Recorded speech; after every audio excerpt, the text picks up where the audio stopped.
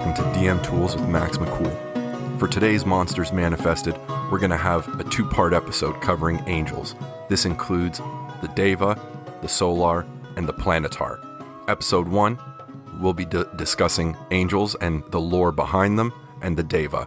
In episode 2, we'll have the stat blocks of the Solar and the Planetar, and we'll discuss ways that we can implement all three of these types of angels or celestials into your tabletop game. All right, let's get right into it. The angels can be found covering pages 15 to 18. Page 15 holds all the lore of angels in general, and the following pages show their stat blocks along with a little blurb about each type of angel. Let's jump right into the lore and see what we can pull from it to use for our potential adventure scenarios. Angels.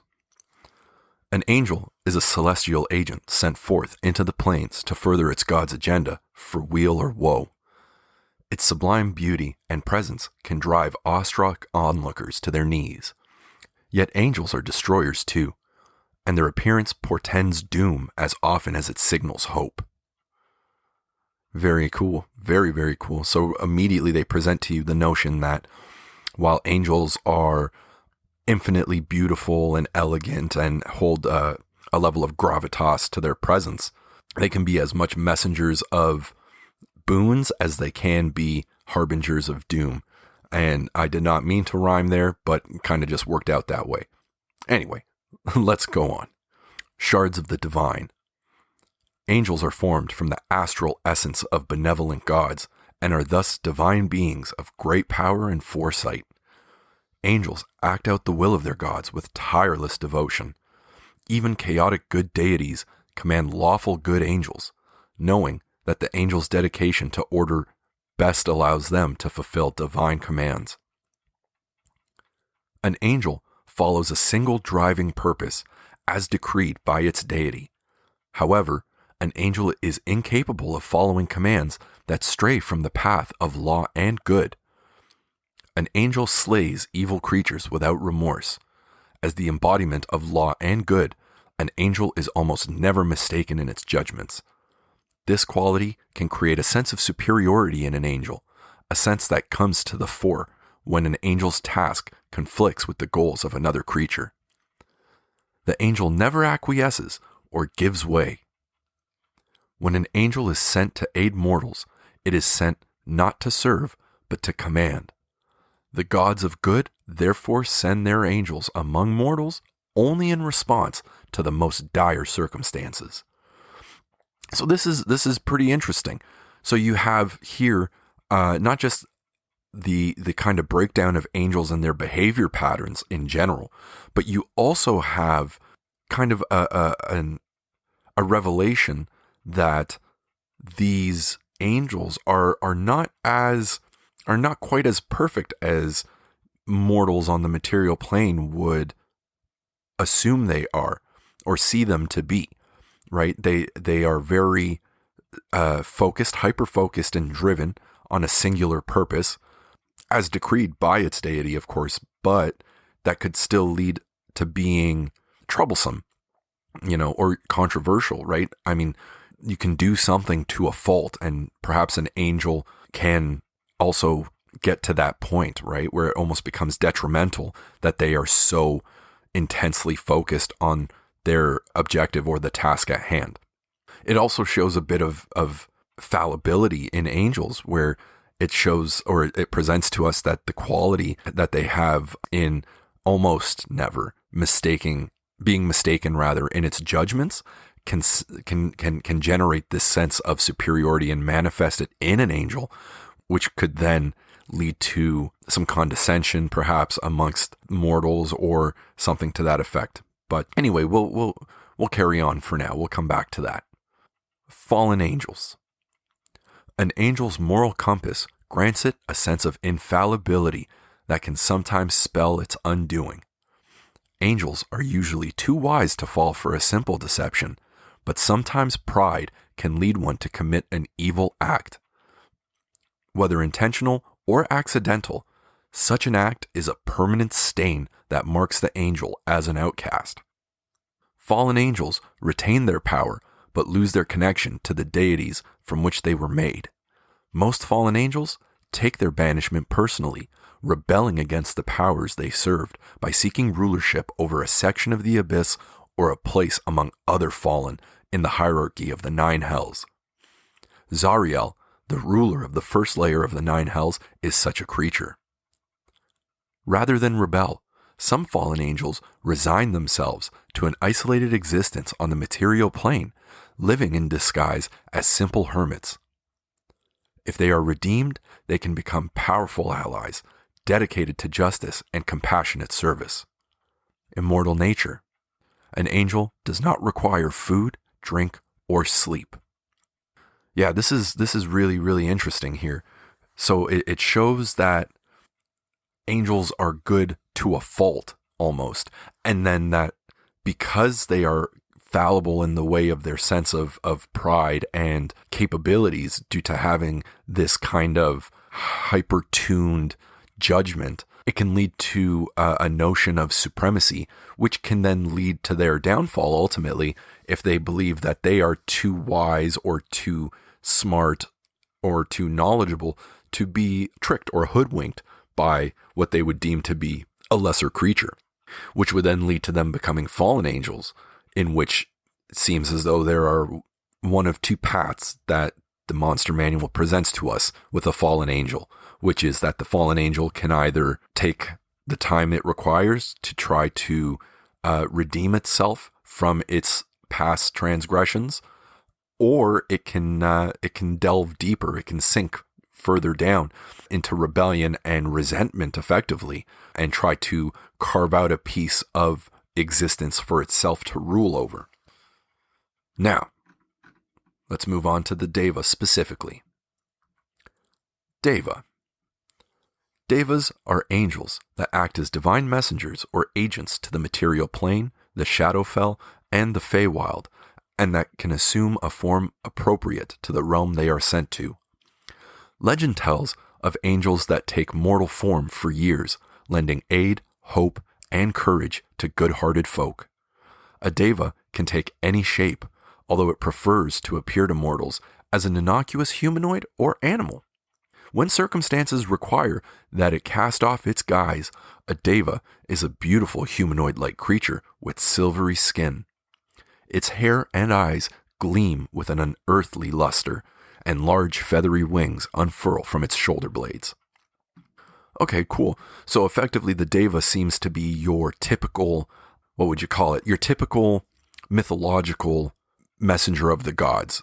Your Hermes, if you would, kind of being the contact point between the deities and the mortals of the material plane.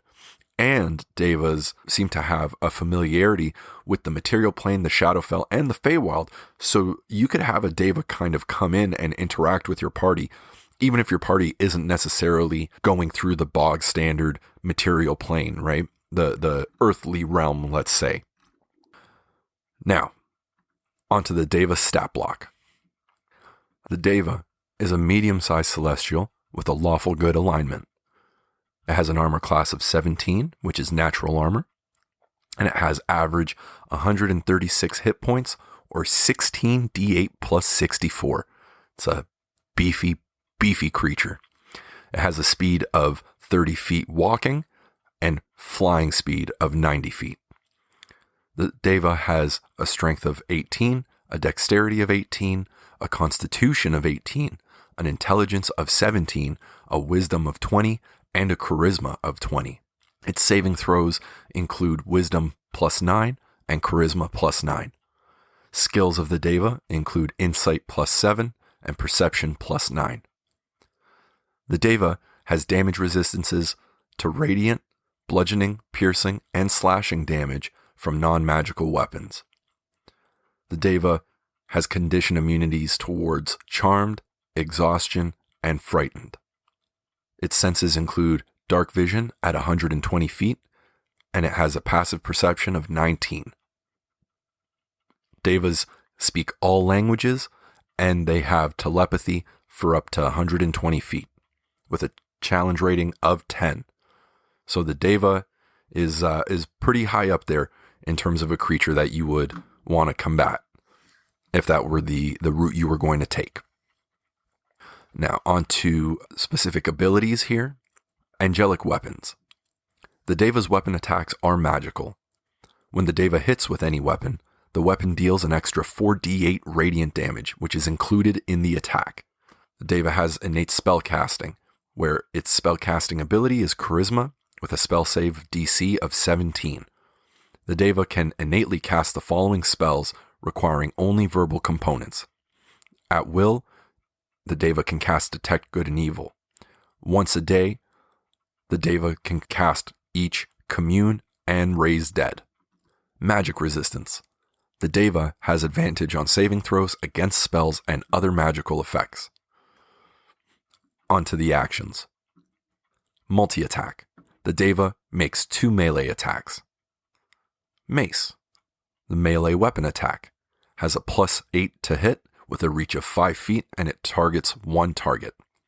On a hit, it deals average 7 or 1d6 plus 4 bludgeoning damage plus average 18 4d8 radiant damage. Whew. Healing touch. 3 times a day. The Deva touches another creature. The target magically regains average 20 or 4d8 plus 2 hit points and is freed from any curse, disease, poison, blindness, or deafness. Finally, change shape. The Deva magically polymorphs into a humanoid or beast that has a challenge rating equal to or less than its own, or back into its true form. It reverts to its true form if it dies. Any equipment it is wearing or carrying is absorbed or borne by the new form, which is the Deva's choice. In a new form, the Deva retains its game statistics and ability to speak, but its AC, movement modes, strength, dexterity, and special senses are replaced by those of the new form, and it gains any statistics and capabilities except for class features, legendary actions, and layer actions that the new form has, but that it, being the Deva, lacks. All right, on to some adventure crafting here.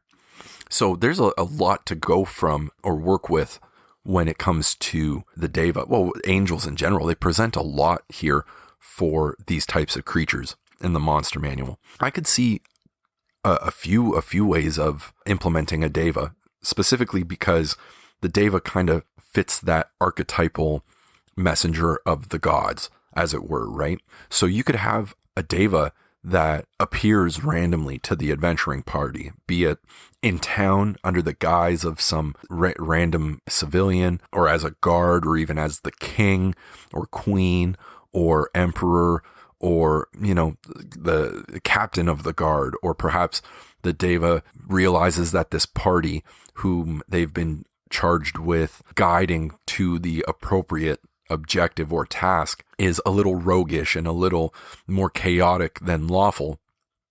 The Deva may choose to present itself and polymorph into a bit more of a capricious character to kind of assimilate itself into the group, right? Or get into the group's good graces. You could create a lot here just from what's been provided. For example, you could have the Deva come down and charge the party by way of its deity to collect perhaps a celestial artifact that's been stolen from them by some demons or devils, or perhaps there's a tyrannical warlord or leader who is trying to claim ultimate power and believes that they can through the use of said artifact or magical item. And conversely, you could have it be a retrieval adventure or retrieval quest where maybe there's some hidden vault somewhere inside an old fort or keep or mansion, or inside of a mountain, or within a cave system underground, maybe under the water, where some divine relic has kind of been stowed away, you know, millennia ago, and now the deity or the collection of deities perhaps need to reclaim this relic or this item, this divine object, so that they can resist perhaps the efforts of destruction or violence or death or defeat of demons or devils or stuff of that nature.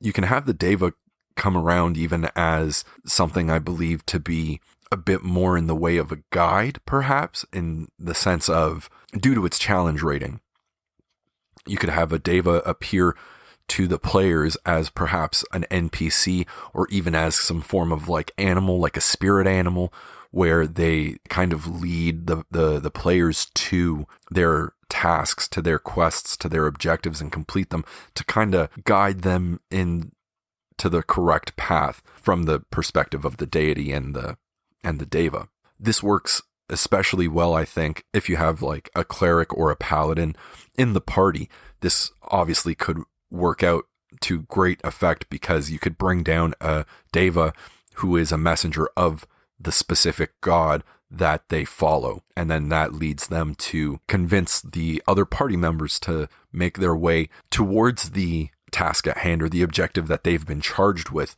by the Deva, unbeknownst to them.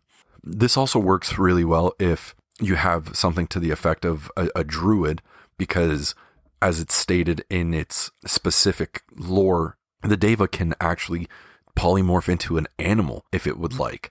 And you could have the Deva become a woodland creature, or, you know, a plains creature, or a desert creature, or an underwater creature, depending on the geography of your adventure or the geography that surrounds your party at the time, right? And you could have this Deva approach them as this woodland creature or this animal, and using its telepathy, speak with them directly without being heard by any other party member, and try to guide them through the correct path or the path towards the quest. This could actually work really well as an end kind of twist or big reveal. Say if you had something like a hunter in your party, and the hunter has a pet, and the pet animal is in fact the Deva, right? You could also create an instance where the Deva becoming wise to the hunter's desires. If say the hunter wants to get a larger, stronger pet than the one it currently has, you could have the Deva then polymorph into the sought after animal, and the hunter would effectively just continue this cycle of constantly catching and releasing new pets, but it's effectively the hunter is catching and releasing the same individual, as it were, right? And you could use them as a kind of a long tail guide in that way.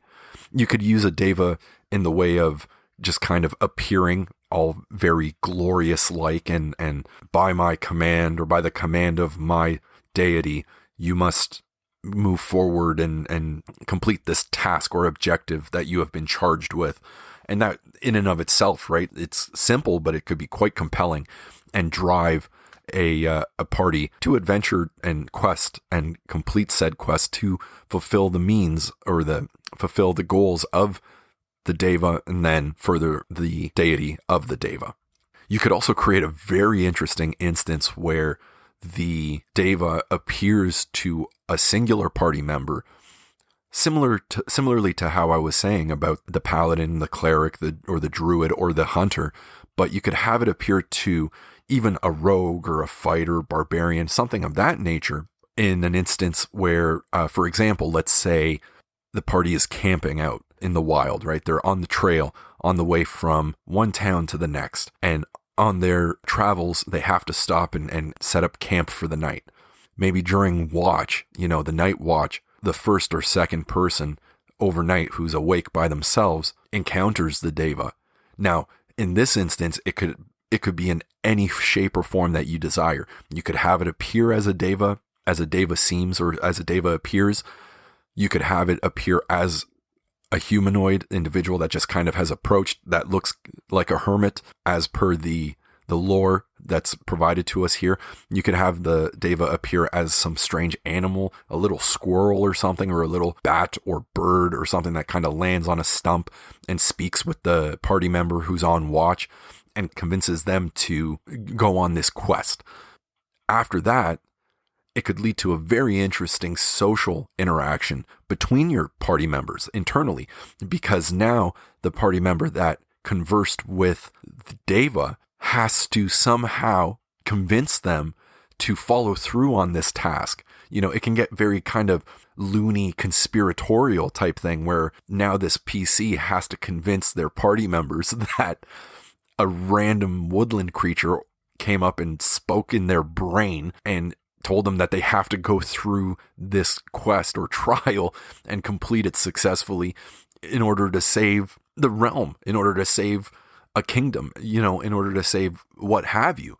I mean, arguably even more crazy would be having your roguish character, let's say, perhaps you have a rogue class who's a bit chaotic or something like that, something typical in alignment, right? And this chaotic character, or even a warlock for that matter, that could be very interesting too. That could lead to some interesting interaction between a warlock, their patron, and this Deva or an angel. But now the individual who has interacted with this Deva has to now somehow convince them that no, they're not going crazy. No, they didn't have too much ale. No, they don't need more sleep. They encountered this celestial divine being that charged them and the rest of the party to this task, right? So say the task is closing this rift. If they close this rift in the material plane, this kind of rip in reality, because demons and devils and things of ill sorts are kind of ripping through there and causing havoc, or perhaps this tear is present because it was made by these demons and or devils to try to rip through the material plane to find some place, some location, perhaps the location of that ancient vault that I had mentioned earlier, and they're trying to go there and break into it and steal this holy relic or this celestial relic and artifact so that they can destroy it, thus destroying perhaps an aspect of the strength and power of the deity, or perhaps they want to corrupt it so they can use it against the deities to gain superiority over the realms, right? And then you can have something that becomes almost a race to the finish, where the party members are adventuring and making their way to said location so that they can then claim the artifact and the relic and present it to the Deva, or bring it to some form of ritual site or altar or to another portal that they can just throw it into the portal and lead into the celestial plane, right? I mean, in this instance, you can further the adventure. You can cast a wider net, because perhaps now, once they have the relic, let's say, now they have to find this portal, where it is, where it could be, or perhaps they have to create the portal. Perhaps they have to find someone who can open the portal, stuff like that. If you have the Deva as a guide for either that adventure, or you do a long tail thing where the Deva's kind of always been present anyway, it would make for a good reveal at this point, where the Deva kind of presents itself in its true form to the party, and thanks the party for collecting all of this stuff and completing all of these objectives and tasks. And the Deva collects the object and flies off to the heavens to return the artifact to their deity. I mean, in fact, you could even really flesh out something here where the Deva, let's say, is a fallen angel. And as a fallen angel, instead of going the way of resentment and bitterness and trying to further rebel from the deity that cast them down, perhaps they're seeking redemption. And the task at hand, what they believe or what they were told by their deity, that would get them or provide them rather with their redemption and reascension into the heavens as a Deva, was this task that they were charged with, where they would have to find a band of able individuals, able humans, or able mortals rather, to take them along the path to find this relic and to guide them there, but to remain as inactive as possible, to lead them there and see if the Deva's judgment is as strong as it once was.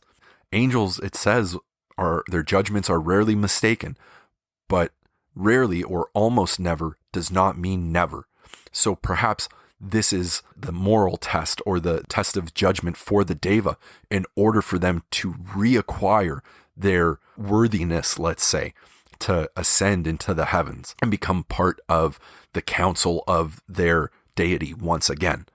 This is very, very cool. This is a very, very cool chunk of lore and creature types, I find, actually, now that I've read through this and I'm kind of crafting these thoughts and possibilities in my mind. This is quite cool. You could even do the old DM twist and have your Deva present itself as this fallen angel, even right at the start, right from jump. The party encounters this Deva who says that they're here, they're trying to redeem themselves, and that their deity said that the only way they could is to help this party along, or rather to guide this party along and show them the way to finding this relic or sealing this rift or what have you. And the party follows along with it and makes their way throughout. And then once they complete the task, let's use the relic example because that's kind of what we've been talking about here. Once they get to the end of the task, once they get to the vault and they break in or open the door with the code that they find, if perhaps you want to create a bit of a puzzle or, a combination lock type thing where they have to go around and find numbers or symbols or runes or clues, stuff of that nature. And you can have the Deva follow them all the way to the end. They collect this ancient rune or relic or artifact or relic. Once they acquire it and they're back somewhere safe, let's say back at camp or in a town or what have you, they present the relic or artifact to the Deva for their redemption. And the Deva destroys it. They crush it, they stomp on it, they incinerate it, they remove it, they banish it to another realm, maybe to the astral plane, or they send it to the abyss or to the nine hells because the fallen angel has decided to rebel and is resentful. So perhaps the Deva has taken up a form of deal or bargain with a devil and said that if they could present said devil with the artifact or this great relic of their deity, perhaps they could receive their own slice of pie in the nine hells. And I think that this could just lead to a lot of potential outcomes and a lot of scenarios and stuff like that. I know I didn't necessarily present specific encounters in this episode of how you would encounter monsters and creatures and stuff like that to further along the beats of your adventure. But I feel as though there's enough here where, not that information is necessarily irrelevant, but it seems so open-ended that you could really take the Deva and make the Deva and their objectives and desires and intentions and their kind of their own story beats and work around that. If you got into the mind of the Deva and the situation that the Deva is in, you could then influence the circumstances and the adventure for the players, especially if it's a calculated one by the Deva. So, let's use that vault. Maybe the vault used to be in some rock formation, some cave somewhere, but millennia have gone by and the geography of the land has changed and now the vault is underwater. So the party has to make their way to a lake or a river, or perhaps it's behind a waterfall, but it's behind a waterfall under the pool, under the water, and they have to make their way through there. They go through, there's a cave system there. They can fight cavernous creatures, stuff of that nature. You could make it so that even the relic or artifact is hidden in plain sight. Perhaps it's cloaked in invisibility in the middle of the woods, and you can have all forms of woodland creatures, like wolves or owl bears or anything of that nature that the party has to go up against, in order to make their way through to this kind of hidden cloaked area. Perhaps it's a ruin in the desert and they have to go through there, in which they have to fight all sorts of kind of desert creatures, snakes, maybe some types of avian monsters, some bird type monsters, like axe beaks, stuff like that. Have them fight maybe nagas, bone nagas. There could be a lot of desiccated stuff, even mummies. You could have some mummies set up. Perhaps the guards of this old ruined temple in the desert, they mummified themselves to eternally protect the vault. And then you could even implement, if you do the race to the finish, let's say, you could even implement more outlandish creatures in these adventures as well, right? You could implement demons and devils and slod and succubi and stuff like that, just to make things a little wacky or kooky, you know what I mean? There's a lot of ways that you can go with angels, and the Deva specifically, especially because the Deva acts as this kind of messenger, this mediator between the deities and the planes, right? The mortal planes, let's call it. So there's really a lot that you can work with, and that was just a little bit off the top of my head of some possible directions you could take it in. But I think if you frame the adventure or the campaign even, or half the campaign or what have you, around this Deva and what their desires are, what their obligations are, and what they wish to be the outcome of said events, you could really go quite a long way and play it long tail and build off of this and come up with some very interesting stuff, I think. But that's all I've got for you guys for this episode of Monsters Manifested. Thank you very much for tuning in and listening to what I had to say and what my thoughts were on the Deva specifically. Be sure to tune in to episode 3B, I guess, of Monsters Manifested, where we cover the other two forms of angel, being the planetar and the solar. That's coming up real soon. Thanks again, all of you, for listening in, checking it out. I hope I'm helping you out with these podcast episodes and providing you guys with some useful information, a bit of insight on how to develop and build adventures and even campaigns possibly with these types of unsuspecting creatures, let's call them, in the Monster Manual. But until next time, this has been MaxMcCool's DM Tools, Monsters Manifested. Thank you very much. Have a good day, folks.